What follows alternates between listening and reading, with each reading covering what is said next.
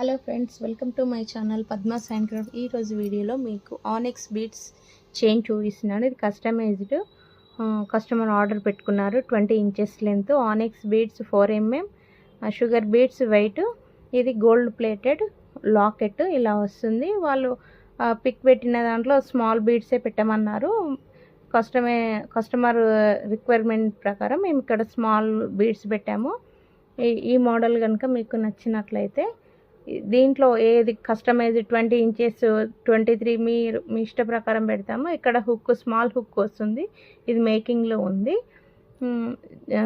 ఇది purple colour ఆనెక్స్ beads 4mm.